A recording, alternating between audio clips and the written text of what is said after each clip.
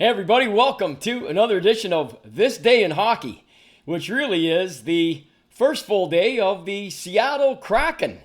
I thought I'd chime in rather than write something. I like to fire off the odd video, not doing them too often these days, and hockey's on the verge of coming back, so we'll see what various videos and podcasts can start up again here in the next couple weeks as we're on the verge of an unknown, really. 8 best of 5s and then round robins for the division leaders, and everything going to be over pretty quick for some teams. And if you're a Montreal fan, I get asked this all the time, and I feel like a lot of Hab fans do, that hey, it's a win-win. It's a win-win scenario. I mean, Pittsburgh smokes us or wins, even if it's in double OT in the 5th game. Hab's got a shot at Lafreniere if they somehow pull off what would be, I think, the biggest upset in this play-in round, now officially called the playoff round, I guess.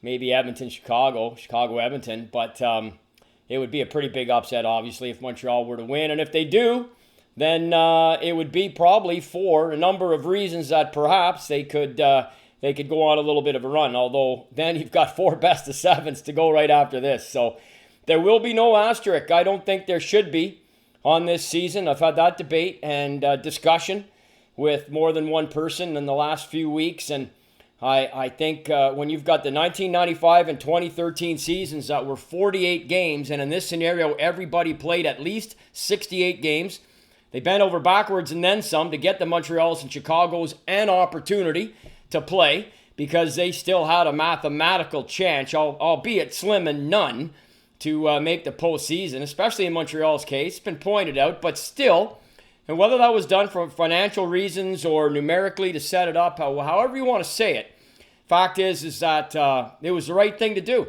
And it's a best of 5, and it's a great unknown with 3-4 months off and everybody coming back. And will it even get completed? All of it? Any of it?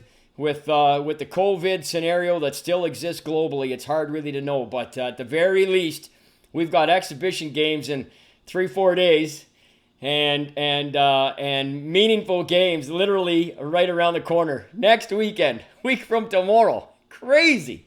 Whoever would have thought? I mean, we're used to this from the Canada Cups. In the World Cups, we've only had a handful of those, right? I mean, you go back to the Summit Series, which was the month of September in 1972. But this is uncharted waters, and I, for one, am pretty excited about it, so we'll see how it all plays out. In respect to the Kraken, I got no problem with it at all. I think the logo looks great. I like the color. In fact, I didn't even do this deliberately, but this is not really the color, but it's kind of an offshoot, sort of similar color, I guess, in a sense of what it is. Just read a view. I'm heading to the course shortly to tee it up at the number 1 golf club in the region. Looking forward to that. But I got no problem with the name.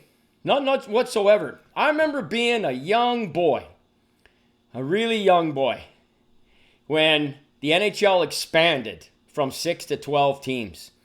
And these teams came in, St. Louis Blues and Los Angeles Kings and Philadelphia Flyers, okay. Minnesota North Stars, all right. The California Seals, the Oakland Seals, but it was the Pittsburgh Penguins, the one that we ridiculed the most at school, because the TV show Batman was very popular on TV at that time, and Burgess Meredith played a character called the Penguin.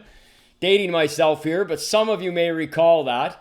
And I know Danny DeVito and the movie and everything else, but at that time, when the Penguins came into the NHL, we ridiculed the hell out of that name. Like, it wasn't just us, it was all age groups. Everyone's going, what are you doing? You're calling a team the name of this animal that walks like it's got, all of the jokes, right? Every joke imaginable that could be said, every condescending thing that could be said.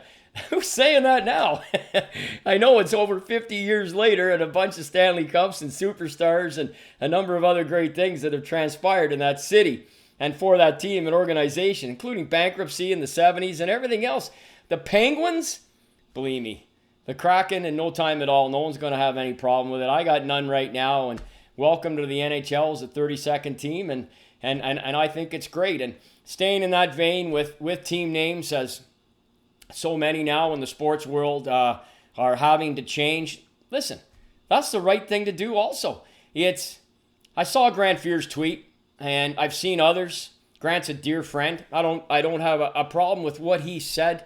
I think Matt Dunnigan kind of inferred the same thing. Once an Eskimo, always an Eskimo. You can't take away the name of, especially for men who were athletes and played for that crest and that name and for the city and everything that meant for it, and let alone went on to win. Not that Grant Fear did for the Eskimos, but he was supporting the Edmonton Brethren, him as a longtime Oiler, and I get it. And I think that's fair to say. But at the same time, I think everybody has to understand that these names just simply have to change. It's after Floyd George was murdered in May. It was May, right? It means how fast time goes by. And he was murdered. That's a game changer. Eventually, there's a straw that breaks the back. And I'm not, I don't know if kneeling at anthems is the way to go going forward. And of course, anybody who protests and does willful wanton damage and destruction are absolute idiots and morons. And they do more to set any legitimate protest cause of the countless thousands that have happened. They set them back with these people who are just there simply to loot and damage and destruct. And that's unfortunate, but that also goes back to the history of time almost, it seems, in some way, shape, or form. But the names, the Indigenous, Native Americans, Native Canadians, the Inuit, what have you, any connotation, anything at all. Look, this is the world we're in right now. And I wholeheartedly support the changes. And I think they're good. I think it's just and timely and has to happen. And it doesn't mean that whatever transpired for those teams before, whether it was John Riggins busting through the line for the Redskins or as I said, Matt Dunnigan firing BBs for the Edmonton Eskimos, or let alone the others, I just think it's just and it's right and it's time in this scenario to do it on a go forward.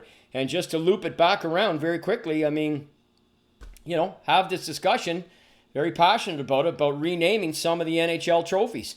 It was a recent poll question 8-10 days ago or so on local radio station here in town, all my friends at TSN 1200, and I ended up phoning in and talking to Steve Lloyd and AJ Jakubek, because I've had phone conversations and email exchanges with Bill Daly, the vice president of the National Hockey League, and I'm chagrined at the fact that they haven't honored Gordie Howe as of yet. And I think they should change the name of the Hart Trophy to the Gordie Howe Memorial Trophy. Doesn't mean that anybody, whether it's McDavid, Crosby, or Ovechkin, or Bobby Orr or Phil Esposito, but anybody from 1960 to today that's won the Hart Trophy as we know it today has their name on that trophy. And that would never be taken away. If you want to see any of the winners prior to 1969, they're not on that trophy. You got to go to the Hockey Hall of Fame, and I've discussed that ad nauseum before. So this is just a quick one today. Just wanted to chime in. I wrote a little something earlier for my buddy Kevin Mulligan, the passing of his dear mother, Phyllis Mulligan. And Mully, you're not with me for this, so it almost seems somewhat sacrilegious to do, but because this is a tradition that him and I have 25 years worth. I love every second of it, but I am going to toast your mother right now, my friend. And I did write it on Facebook earlier. This video will go on my other platforms, and I hope everybody's staying safe. I do have some exciting news regarding me personally and a job, but I can't start it because we're not allowed inside yet. I know word is starting to seep out there, and it'll get out eventually, but if and when such a point in time as we can get back to some level of normalcy, specifically with allowing people inside where it's when it's safe, then I will have a new venture, and I very much look forward to letting you all know about it. It's in Ottawa, singularly an Ottawa thing, so it's not a national thing or a provincial thing, but it's here in the Ottawa area, and I'm very excited about it. I thank Ken Craig for making that happen, and I look forward to getting going on it. But for now, stay safe, stay healthy, stay happy. Mully, this is for your late mother. May she rest in peace. God rest her soul, my friend. G'day.